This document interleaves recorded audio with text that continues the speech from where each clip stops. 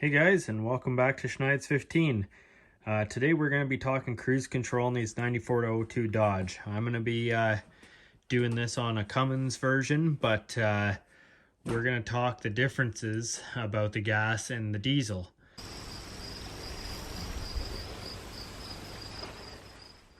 So my truck never had cruise control from factory. It was an ST model and I want to add it.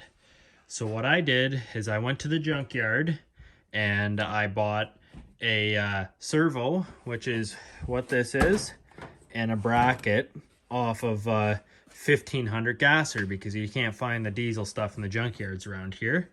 So I bought that because that's what yanks on your cable to give yourself cruise control.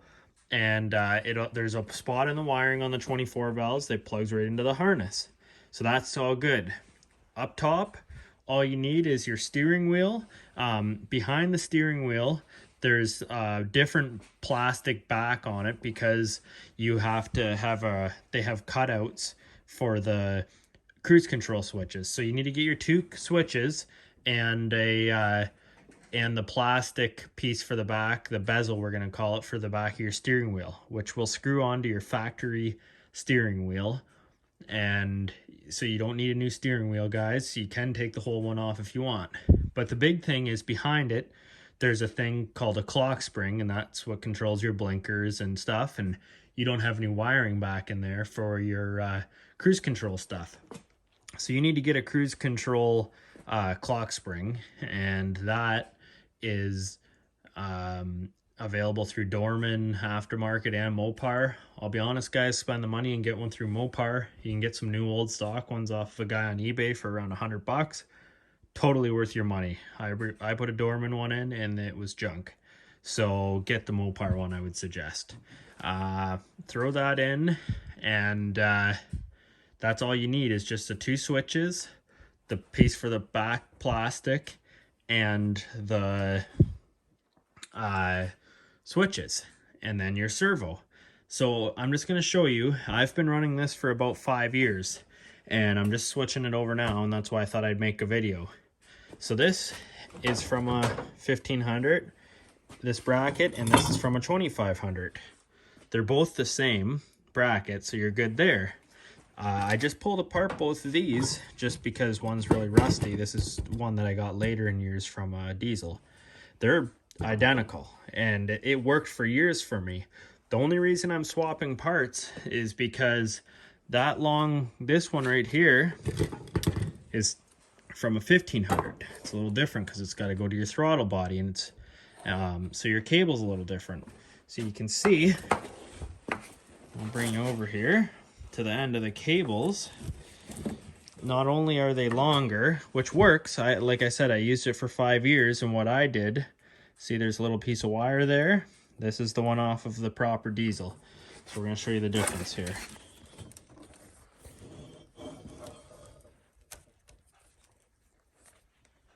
See that?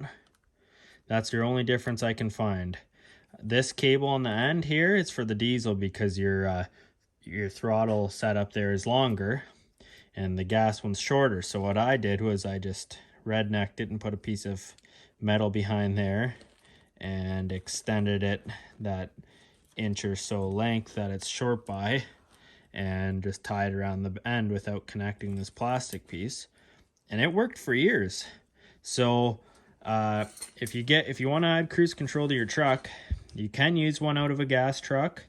However, you're gonna have to run into this issue and extend it with a piece of wire out around to compensate for the cable being shorter.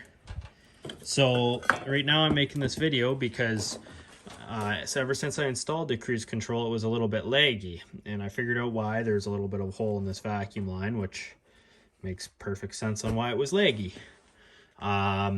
So I pulled it apart, just swapped the cable over to this one, because if you unbolt this, the cable will go over, because the cable just attaches to right here. Oh, I don't know what's happening to my camera here, guys.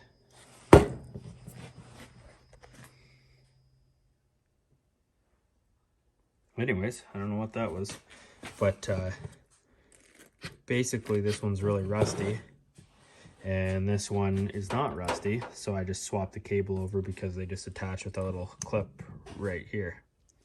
So anyways, that's ready to go back in the truck. This bracket was less rusty also, so that's why I chose it.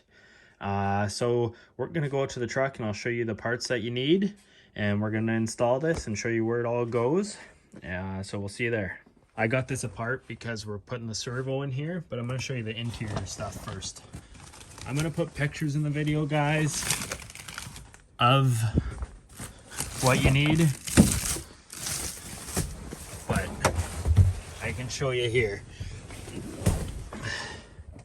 So you need this switch and this switch, and you can use your factory steering wheel, and the only difference is that this piece of plastic on the back right here is what you need right here, because it embosses out here. Let me turn the light on. It embosses out here for your switches to mount to. Otherwise, you just have an open hole in here that no switches can go on. So you just need that back piece of plastic, and it, like I say, it'll go on your factory steering wheel, your two switches, and your clock spring that mounts behind that. I'll just grab a picture here and post a picture of a clock spring, which one you need. And that's all you need for the inside. Then you can just hit your cruise on, and a green light will come on the dash, and we're good there. So that is for your 90 up to 99, I believe, because the 6-speed trucks, this is a 5-speed, but it was originally an automatic.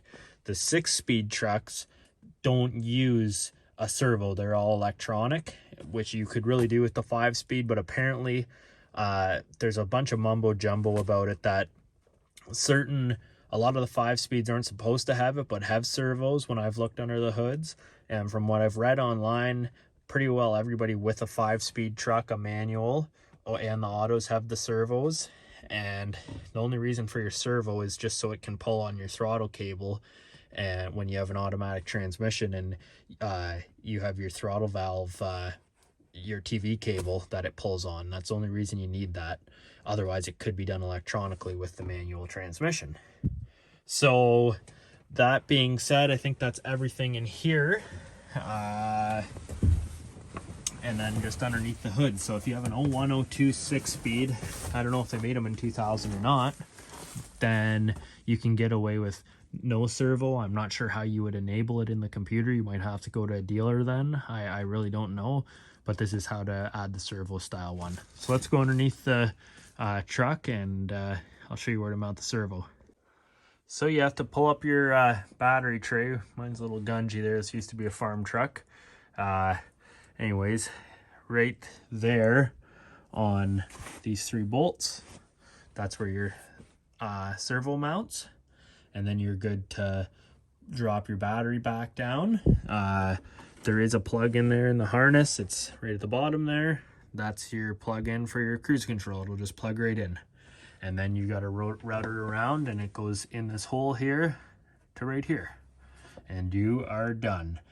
There should be a plastic cover on here, which I removed years ago, and it's probably in my garage somewhere. But we're going to get to throwing our battery in and everything, and then routing it in here, and I'll show you the final installation. I finished putting my battery back in and tray. It's kind of a wiring disaster in here. That's another goal to clean this up. I just kind of put that adrenaline in on top of everything. It was right before I put the truck away, so I slapped it in quick. Anyways, she's in there nice and factory. Before I had that piece of wire extension on, it just comes up and loops in there. And my vacuum line actually broke from the other one. It was so brittle, so this one's nice and flexible still. So it's too long, so I just wrapped it around here and attached to there for now. And if all is good, I'm going to shorten it and route it nicely. But for now, I'm just leaving slack. So let's go inside and make sure everything fires up in there. Haven't had the truck started in a while, so it'll be a good test for that too. Well, it's about -15, so we'll see how she starts up. I haven't had it going in probably 3 weeks or a month. Not that matters. Cold is cold. Anyways, that's one cycle.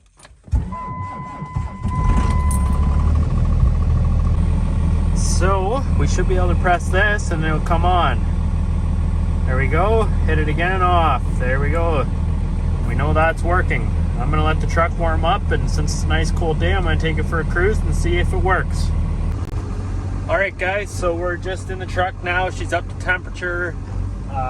We're just taking it out for a spin on these back roads that I'm on.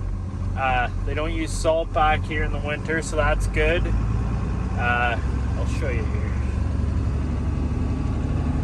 So we're just out for a little cruise. So I'll put this here, see how it is. These roads are pretty bumpy. So we're gonna go into 4th. Get us over 50. Then I'll hit my set here. There's my set. It hasn't started yet. There it is. It's a little slow still, but there we go. We're cruising. Accelerator up works. Cancel works. Reset works. I'd say we're good to go. So, like I said, guys, this is a base truck, vinyl floors. In our next video, we're going to be throwing some carpet in this truck and upgrading some stuff, new shifter stub and stuff, because this thing's got a bit of play in there. I got to get a new dash put in this thing because this thing's toast. But yeah, our cruise works, guys. So I hope you enjoyed the video, and please give the channel a like and a subscribe if you want to see more Dodge Cummins stuff. I focused on four-wheeler stuff for a while, but we're going to try and focus on Dodge stuff now because I feel I have a lot of subscribers interested in them, and these trucks are coming quite popular over the years. I've had it for almost 10 years now, and I love it. So I will continue making videos on it. So let's stay tuned for the next video, guys. And again, thanks for watching. As always, guys, thanks for watching, and please give the channel a like and a subscribe. If my videos interest you, please click on my channel and check out my other videos.